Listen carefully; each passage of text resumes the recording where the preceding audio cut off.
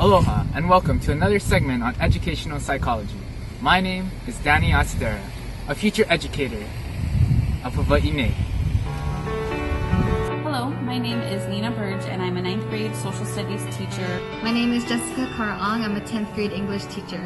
I'm Johanna Valdez, and I'm a 10th grade math teacher. My name is Noah Myers. I am an English teacher of 10th grade. Hi, my name is Lordine Lizardo. I am a teacher of the 9th grade for social studies. As a student, I remember having teachers who were just not into the subject they were teaching, or they made no connection to how that particular subject related to my life. I mean, if it's not relevant, then why should I learn it? Today I want to share with you some methods and techniques in which we as teachers, both present and future, can promote student motivation. There are 3 main categories I want to examine. First is the teacher. Second is the learning climate or the environment. And lastly, instructional variables. The teacher demonstrates personal qualities that increase student motivation to learn. We are the ones that spend the most time with students, so it is no surprise that teachers are a catalyst to their motivation. The first subcategory is personal teaching efficacy. Teachers believing that they're capable of getting all students to learn, regardless of a student's prior knowledge, ability, or personal background.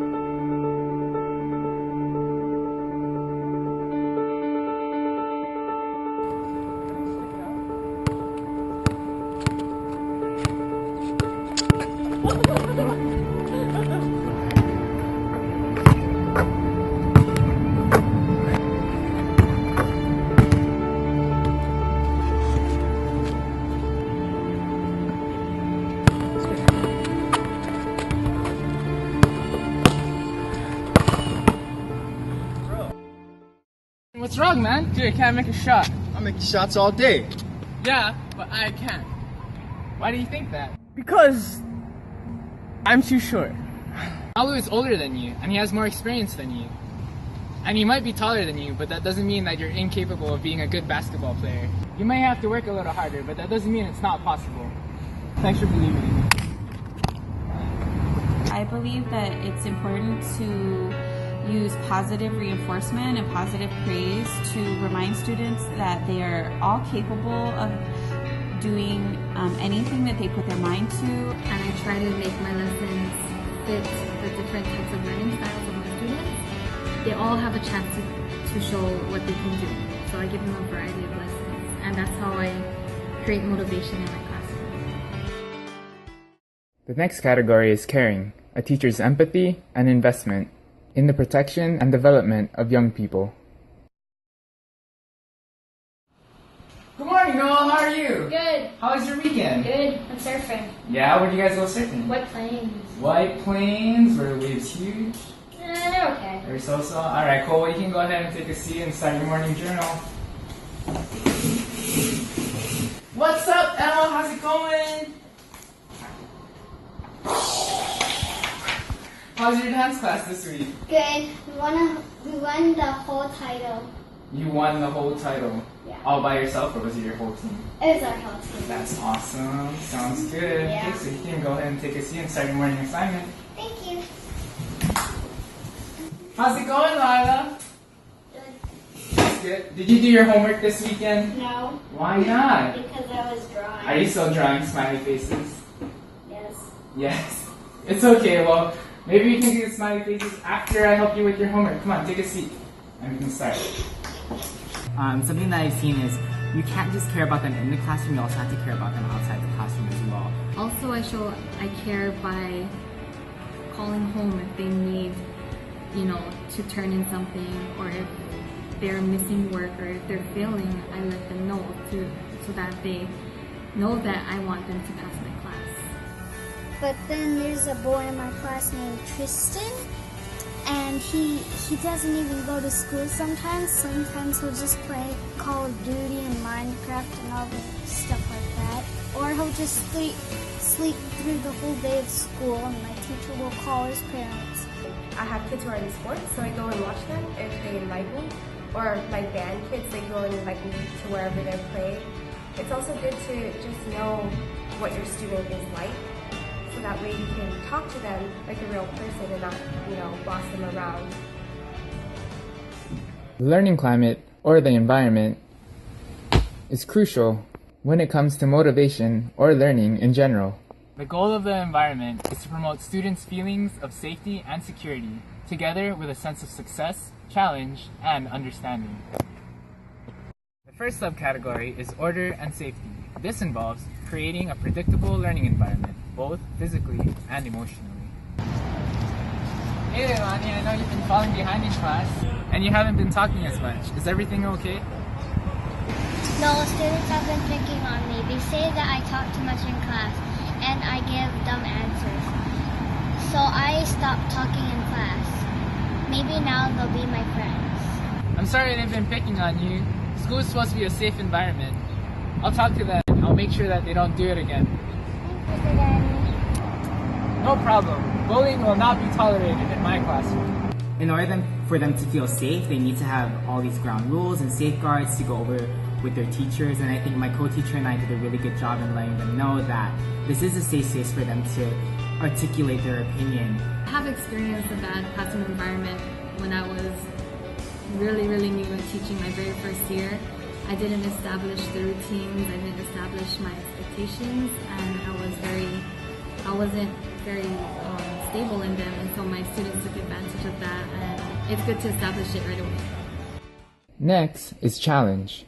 Challenging our students will increase perceptions of competence. This means guiding our students to information rather than giving it to them.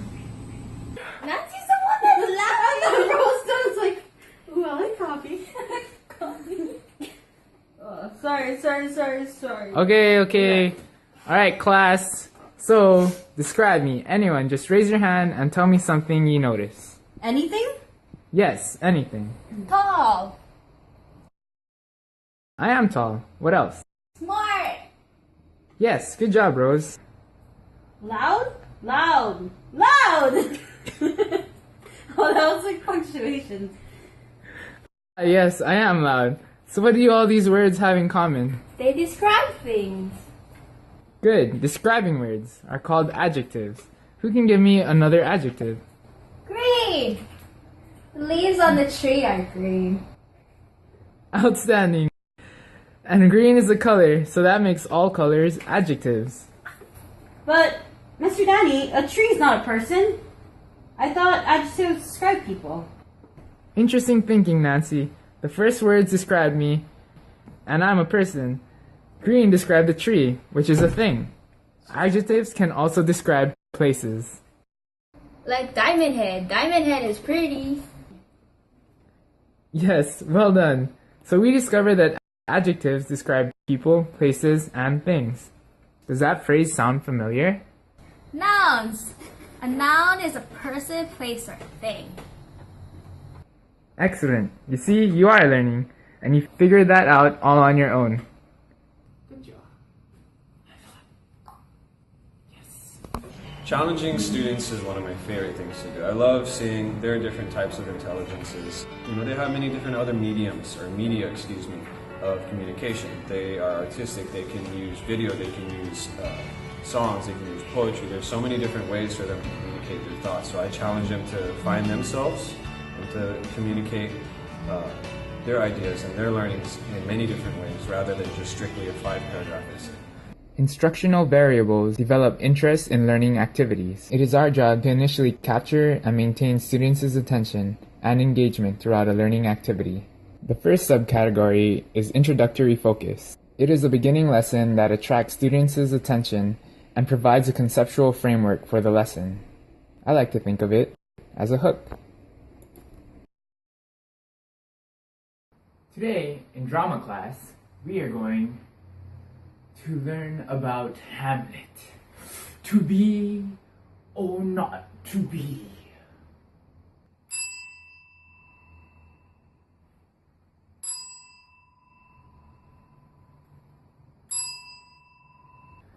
So everybody knows that it was little Johnny's birthday yesterday. We got him balloons. And what better way to start our day with learning about balloons. Today's lesson will be about helium. We're gonna figure out why Balloons don't float when we don't have helium. Huh, interesting. Happy birthday, Johnny.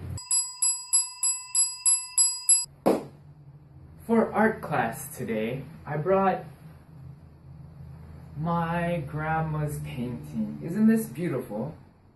Look at that. What is your favorite painting?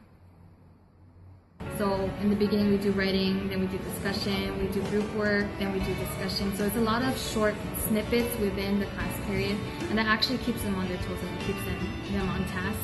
And if it's just like a lesson activity, I ask them which would they rather do, because I plan 2 or 3, and they get to pick. So that way they're engaged because they took ownership of their learning. Like, hey, why are you in La La Land? And then like La La Land is kind of like daydreaming, like la la la.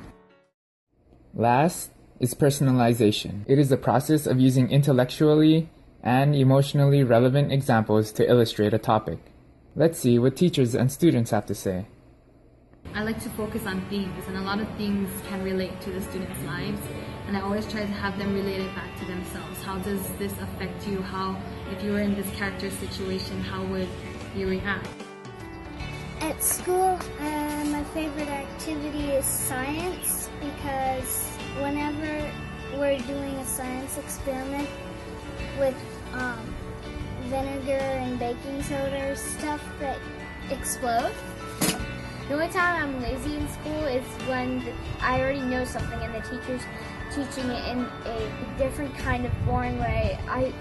The way that this can be fixed is have the teachers think of a more creative way. So I try my best to present them with situations that are somewhat related to the real world, things that they might use in the future, and that way they're at least more invested and see the worth in what we're doing in my class. My favorite teacher is Miss Vat because she talks about the real world, like for instance shopping, and like I love shopping, so I'm like pretty bad in math, so I want to learn math better because I love shopping. Let's do a quick overview of what we learned today. Today, we learned how the teacher, the environment, and instructional variables can promote student motivation. Personal teacher efficacy. Teachers believe they are capable of getting all students to learn, regardless of students' prior knowledge. We saw this when I explained to Christian that being short does not equal incapability. Caring, genuinely trying to connect and get to know all of your students. Order and safety, creating a safe space both emotionally and physically. Without it, kids will be distracted by fear. Challenging our students will give them a sense of accomplishment and in turn, a stronger drive to strive. Introductory focus. We need to hook our students' attention. There will be days when they just don't want to learn. We, the teachers, are the game changers in the classroom. Personalization. We need to relate the subject matter to us, to the world, and most importantly, to our students. If they find value in it, they will learn it, cherish it, and live with that knowledge forever. Thank you so much for your time and attention. Mahalo nui loa, ahui hoa, and until we meet again, malama pono.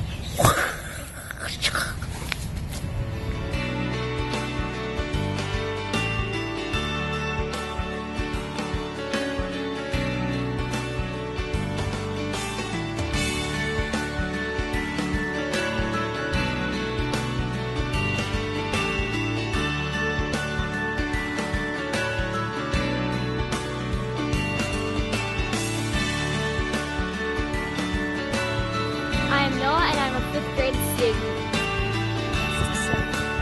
I'm Emma, I'm in 3rd grade and I like to go to dance competitions. I'm Lila and I'm in 5th grade and I like music. So yeah! Stay in school, kids! Peace out!